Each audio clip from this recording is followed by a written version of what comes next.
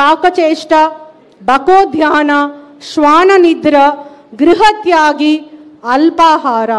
What does this mean about అల్పాహార? అంటే అన్నం తింటూ మానేయడమా, ఆహారం మానేయడమా అంటే చాలామందికి డౌట్ వస్తూ ఉంటుంది. ఒకసారి ఇలానే స్కూల్లో చెప్తే ఒక పాప లేచి అడిగేసింది, మేడం టిఫిన్ బాక్స్ మొత్తం తినకూడదా అని అడిగేసింది. అల్పాహార means the nourishment which you are given not only to your body but also to your mind.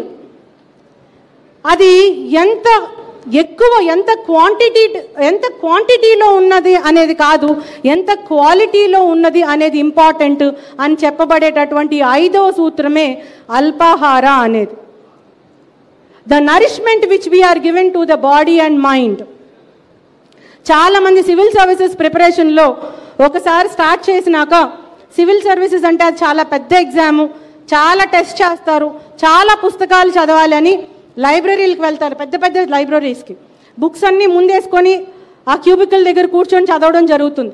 పెద్ద పెద్ద గ్రంథాలు ఉంటాయి, కానీ అక్కడ ఉన్నటువంటి చదవాల్సినటువంటి కాన్సెప్ట్ ఏంటి అంటే ఫోటోసింథసిస్.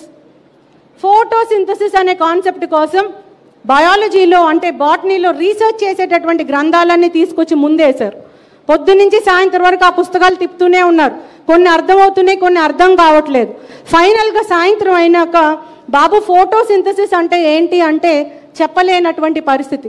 ఆ ఫోటోసింథసిస్ గురించి బాగా చదువుకున్నటువంటి 5th క్లాస్ స్టూడెంట్ చెప్తాడు.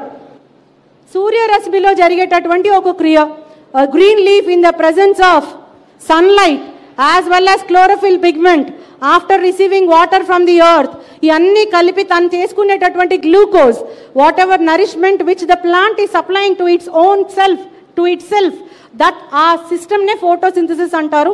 లైట్లో జరుగుతుంది కాబట్టి, సూర్యుడి నుంచి తీసుకున్నటువంటి ఆ హీట్ ఎనర్జీతో అది జరుగుతుంది కాబట్టి ఫోటోసింథసిస్ అన్నారు. ఇది చెప్పడానికి అంత పెద్ద పెద్ద గ్రంథాలు అవసరమా? అవసరం లేదు.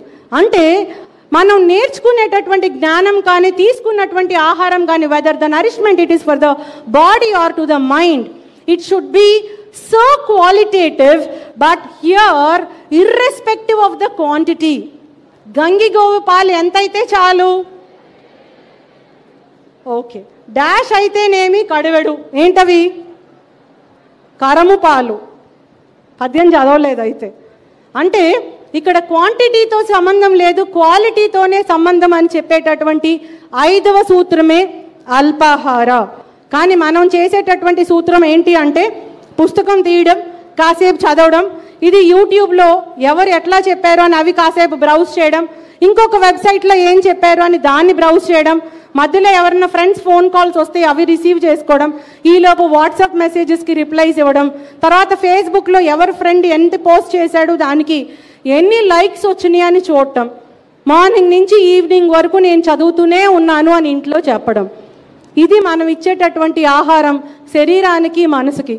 ఈ రకంగా మనం ఆహారాన్ని మన శరీరానికి, మనసుకి ఇస్తే ఏ రకంగా మనం మన డెస్టినేషన్కి రీచ్ అవుతాము అని ఒకసారి మనందరం ఆలోచించుకోవాలి. The nourishment which we have to give both to our body and mind is to be measured not in terms of quantity but in terms of quality. That sort of nourishment is the need of the hour అని చెప్పేదే 5th principle that is called as అల్పాహార.